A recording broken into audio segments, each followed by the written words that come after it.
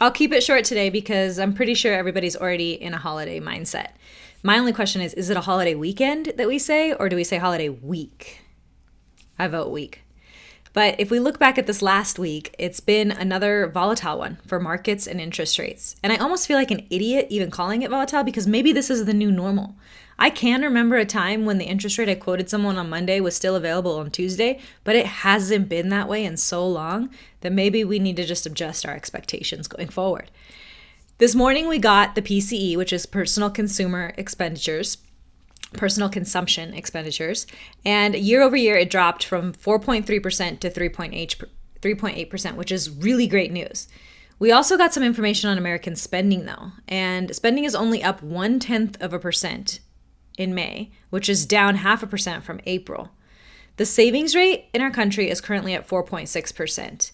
And if we wanted to try to find a time to compare that to when you could say that finances were normal in America, I think we'd have to look at before COVID. And back then, the savings rate was 10%.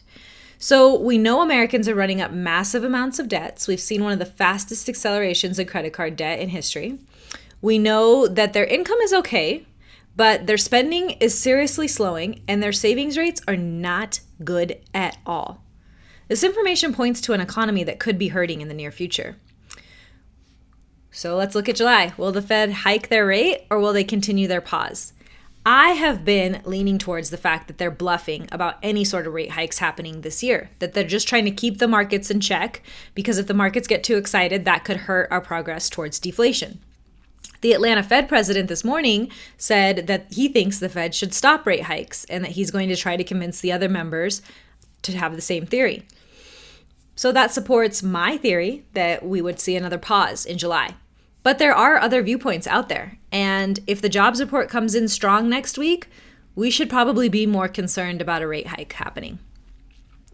I've also noticed a ton of questions from realtors and clients alike about loan programs. Market predictions, the pros and cons of various negotiating strategies, like which ones are really good for the client. Here's the thing. Social media is great for providing entertainment, for free education, and for highlighting unique loan programs and information that maybe isn't common knowledge. But there is a downside. There's zero fact checking. Anyone can say anything, and then consumers are easily misled. And sometimes a 15-second reel doesn't allow enough time for all of the important details to be weighed out on a specific loan program. But the viewer has formed an opinion after those 15 seconds, and that opinion is going to influence their financial decisions moving forward, specifically the ones about real estate. So I want to clear up some of the common questions I'm hearing right now.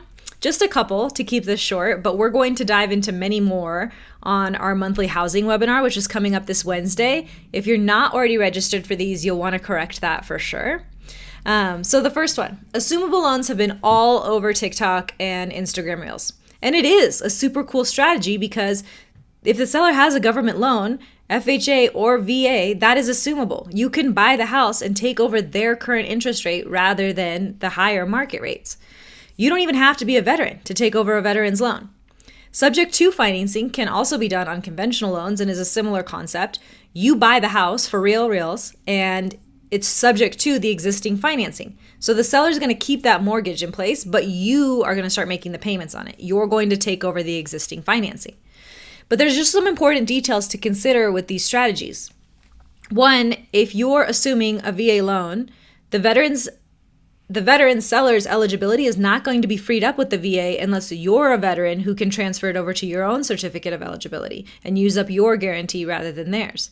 Otherwise, their guarantee continues to be used by that mortgage, even though they sold you the house. Also, you cannot finance the difference between the loan balance and the sales price. For example, seller currently has an FHA loan for $300,000 and an amazing interest rate that you want to assume. They're selling the house for $400,000. To use this strategy, you have to have the $100,000 as a down payment available. And then with subject to financing, you want to be real with the seller about how long you can keep their existing financing open because it is affecting their buying power to take out future loans. So there should be an outline in the agreement of how long until you have to refinance. Next, interest rate buy downs. What does 1 point mean and how much does it buy down your interest rate and in turn reduce your monthly payment? 1 point is always 1% of your loan amount. You can pay any fraction of a point or you could pay multiple points. But there's not a reliable formula for how much 1 point moves your interest rate because it depends on the market on that day. So you'll want to run a total cost analysis with your lender that shows, okay, here's the cost of paying a point, and let's compare that with taking the par rate, which is the rate available without points. What's the difference on the monthly payment? How quickly will the monthly savings pay for themselves? And then if it's within 2 years or 3 years or 4 years, you can compare that to how long you think you're going to keep that mortgage. If it pays for itself quickly, paying points can make sense. If it doesn't, maybe you shouldn't. And then there's some important points to consider here too. Most folks taking out a mortgage right now are aware that they'll probably refinance that within 2 years as interest rates cool down. So you may not want to spend a ton of money buying down to an interest rate that might be available in the near future for free. Then there's also temporary buy down programs, which are really popular for the reason I just mentioned. And these are the 3-2-1 programs or 2-1 buy down programs that you hear about on social media. You can only use those programs though for an owner occupied property with a conforming loan. So you cannot do a temporary buy down on a jumbo loan or an investment property. And then last one for today, mortgage insurance is not evil. Waiting to buy until you have 20% saved up could be cutting your nose off to spite your face as either prices go up or interest rates deteriorate. Plus, sometimes mortgage insurance can actually get you a better interest rate because you're less risky to the bank. If you were to default on that mortgage, the mortgage insurance company would have to pay them back the full amount. So you're actually a better borrower than if you're putting 15% down versus someone who's putting 20% down.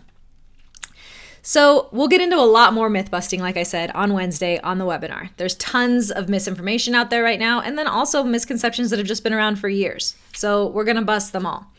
You should also save the date beyond Wednesday at noon. You should save the dates for the next Mortgage and Mimosas if you're a local realtor. That's going to be on Tuesday, August 22nd, 10 a.m. at Ranchera, just like usual. And the next Future is Female, which is open to anyone, anywhere, real estate background or not. And that's going to be Thursday, September 14th at the Virgil again. Have a great 4th of July. And I'm not sure if you'll see me next Friday with an update. Remains to be seen. You'll have to wait on the edge of your seat and find out.